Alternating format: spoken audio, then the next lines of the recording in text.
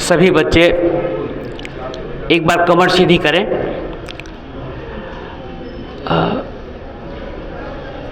आपने अभी जो कुछ सुना, आपके अंदर एक जोश आ गया है। जोश जब तक है तब तक आपके अंदर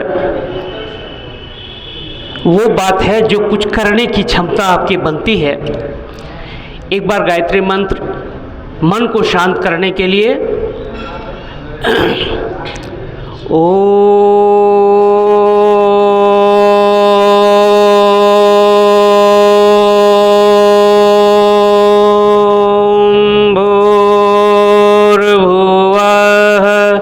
स्वः तत्सवितुर्वरेण्यं भर्गो देवस्य धीमहि धियो यो नः प्रचोदयात्।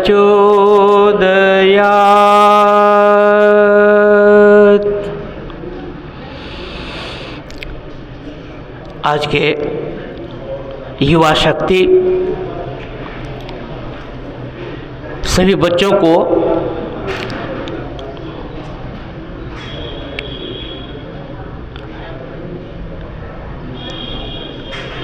ध्यान देना है इस बात पर आज कि जो कुछ भी आपने सुना हमारे युवा भाइयों से, आपके अंदर एक जोश आ गया है ना। उस जोश के साथ एक चीज कभी मत खोना, उसको कहते हैं होश। होश, जोश में किसी काम को हम प्रारंभ तो करते हैं, लेकिन होश आते आते वो काम, आपका जो उत्साह है वो ठंडा पड़ जाता है। इसलिए अपने उत्साह को कभी कम मत होने देना।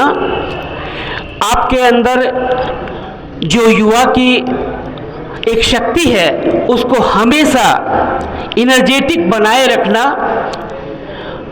आपके लिए एक छोटी सी कविता मैंने लिखी है, उसको एक बार सुना देता हूँ, फिर आपको उसके आगे की बात बताऊँ। युवा की परिभाषा क्या है आपको बता रहे। तुम कौन हो? तुम कौन हो तुम्हें क्या पता? तुम कौन हो तुम्हें क्या पता? तुम ही देश के भविष्य हो। तुम कौन हो तुम्हें क्या पता? तुम ही देश के भविष्य हो। तुम हो युवा, तुम वायु हो, जिस ओर चाहो चल पड़ो। तुम हो युवा, तुम वायु हो, जिस ओर चाहो चल पड़ो। शीतल पवन सा तुम बहो। कभी कभी शीतल पवन सा तुम बहो या तूफान बनकर चल पड़ो।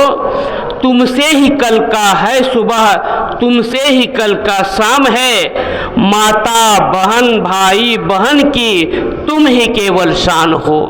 माता बहन भाई कि तुम ही केवल शाम है, शान हो। कुछ कार्य ऐसा मत करो, कुछ कार्य ऐसा मत करो जिससे भविष्य पे विराम हो। कुछ कार्य ऐसा मत करो जिससे भविष्य पे विराम हो। बिन लक्ष्य तक पहुँचे, बिन लक्ष्य तक पहुँचे कभी तेरा नहीं विश्राम हो, तेरा नहीं विश्राम हो। प्यारे बच्चों, विवेकानंद की बहुत सारी बातें आपने सुन ली। हमें लगता है हर कोई उनके बारे में जानता है, और जितना जानता है उससे ज़्यादा जानने की इच्छा रखता है, और उससे ज़्यादा उसको और विस्तार पूर्वक जानना चाहता है। उनको जितना जानना है वह बहुत कम है। उनका एक ही सूत्र कि उठो जागो, तब तक चलते रहो जब तक कि लक्ष्य की प्राप्ति न हो। इसको हम थोड़ा सा एलिब्रेट करना चाहते हैं। पहले तो उठना सीखें हम। अभी हम क्या है, बैठे हुए हैं। पहले उठें, इसके बाद चले। अब हम चले तो किस दिशा में चले? हम चले तो किस दिशा में चले, हमारा दिशा सही होना चाहिए, हमारा रास्ता सही होना चाहिए। हम चल तो दें, लेकिन रास्ता अगर हमारा गलत हो जाए तो हम लक्ष्य तक नहीं पहुंचेंगे। यह विवेकानंद का एक सबसे बड़ा युवाओं के लिए एक संदेश है कि हम लक्ष्य तक तभी पहुंचेंगे जब तक कि हम चलते रहें, अपने उत्साह को कम ना करें। हमारा उत्साह कभी कम नहीं होना चाहिए। आपको पता है विवेकानंद के गुरु श्री रामकृष्ण परमहंस जी महाराज थे।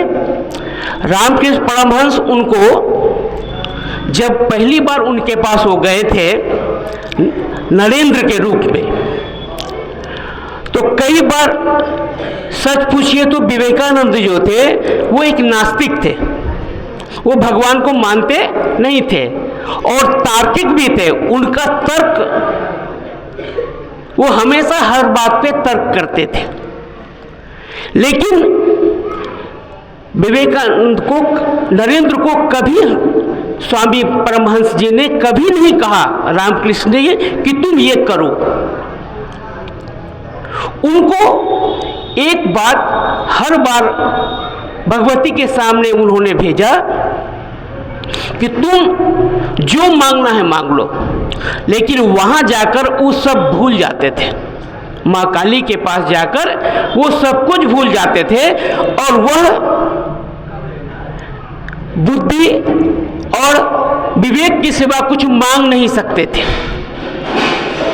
जब भी उनके पास वो जाएं, उनके अंदर जो मांगने जाते थे, चूंकि उनके पास बहुत परेशानी थी, लेकिन जब वहां जाए तो वो सब भूल जाते थे। इसीलिए जब भी हम कभी कहीं मांगने जाएं तो अपने अस्तित्व को पहले समाप्त करना पड़ता है।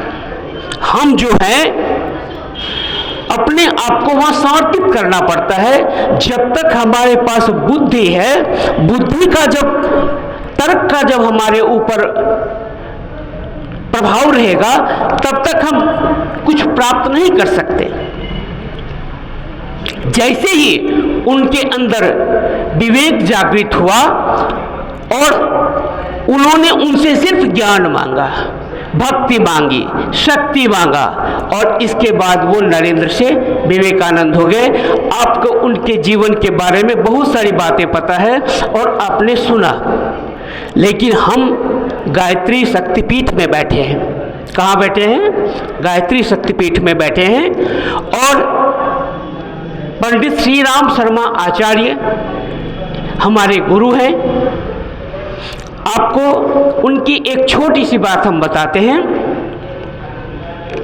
आगे सरस्वती पूजा आ रहा है, 2 फरवरी को सरस्वती पूजा है ना। ये हमारे परम पूज्य गुरुदेव का आध्यात्मिक जन्मदिन माना जाता है।